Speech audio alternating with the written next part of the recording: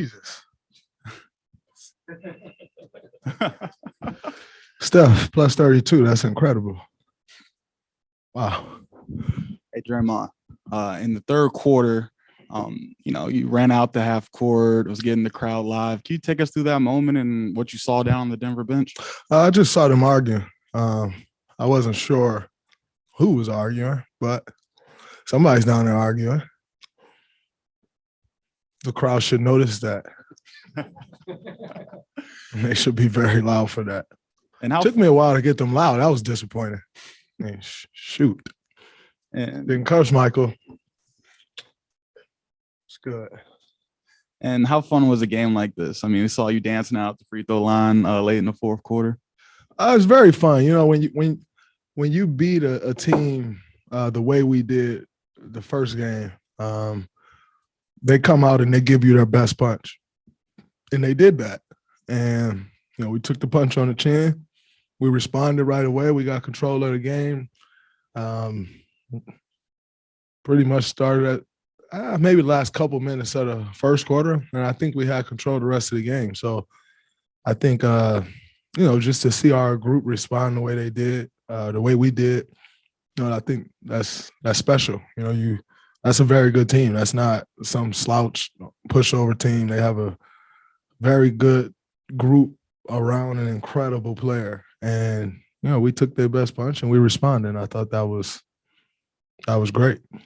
That lineup broke it open again in the same part of the game, late second. What did you like? I mean, we talked yesterday just about kind of the defensive identity you wanted to build. What did you like about those 6 minutes? I thought we swarmed. I think there were a couple loose balls that we could have come up with that we didn't come up with. And that's one of the things that we spoke about with that lineup is we should be able to get deflections. And when we get deflections, we have to push the ball and try to make them keep up with that pace.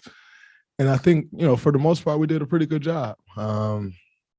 They got some offensive rebounds, which, that's what you're going up against when you do go that small is the rebounding. But I thought we did a good job of cleaning that up. But early on, I thought they had too many offensive rebounds. And that was on me.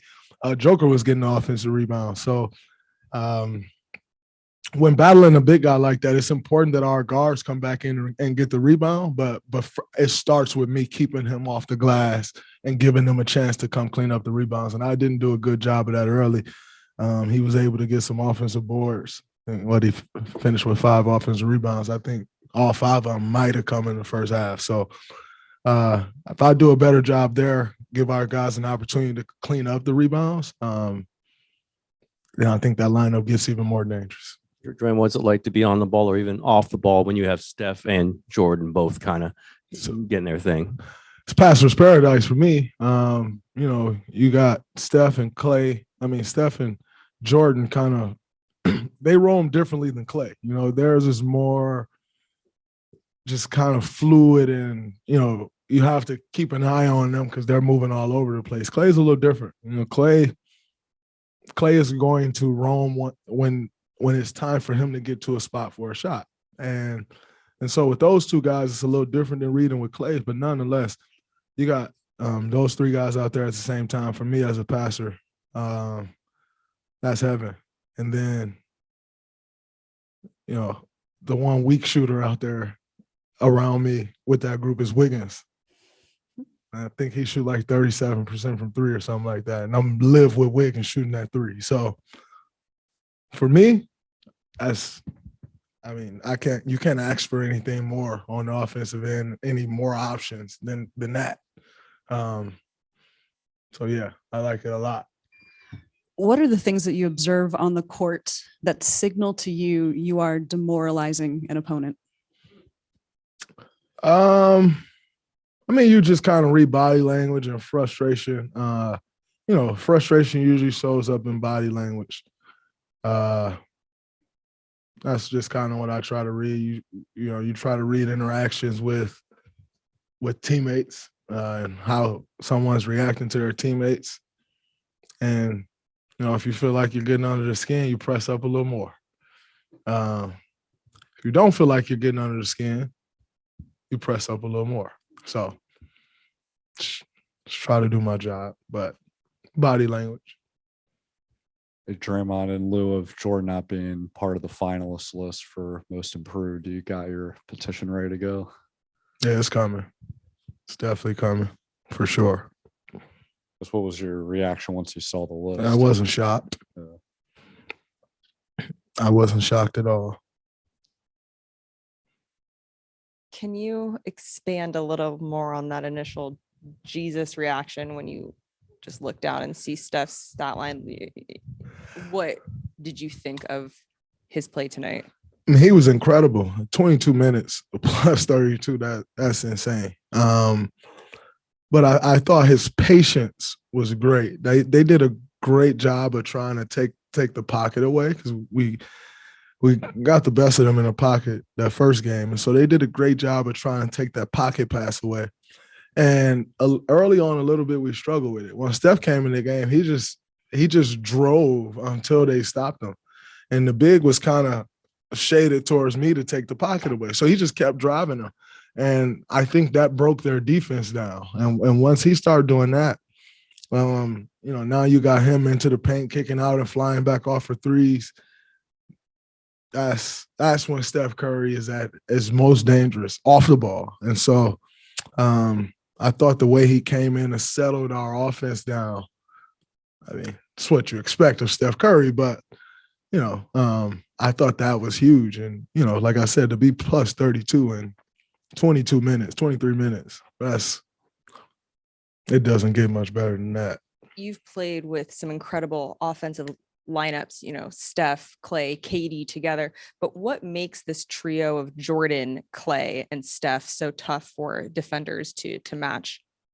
Jordan is doing some of the same stuff Steph does, and that's tough. I mean, you're going to game plan for Steph, you're going to game plan for Clay, but now you got a game plan for Jordan, and that's a different beast. You're trapping Steph. Okay, well if you're trapping Steph and you got Jordan on the floor too, it's hard to trap two guys. You swing the ball to the second side, and a big's going to get back, and that's tough. And so I think he's been watching Steph a lot, and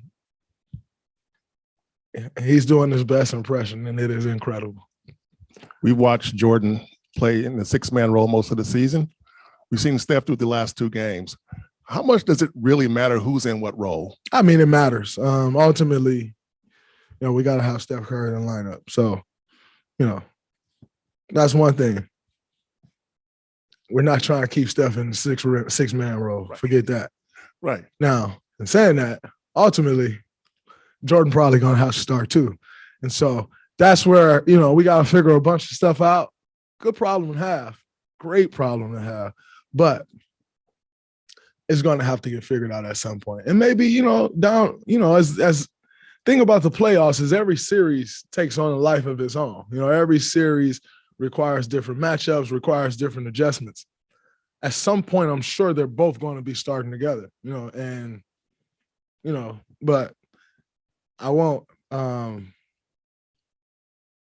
be the one to cause myself that headache. Steve can figure that one out. Draymond, you mentioned the crowd. I mean, we all know what the Oracle days were like and it's probably not going to be duplicated. It probably can't be. But what did you think about the crowd? And I saw you, that one wasn't the only time you were gesturing to it. A couple of times you're running down the floor and pointing up to the seats. What did you feel about the energy? I thought the energy was pretty good. There were times in that game where it felt just like Oracle. There were times where it was, super loud. And like you said, Oracle,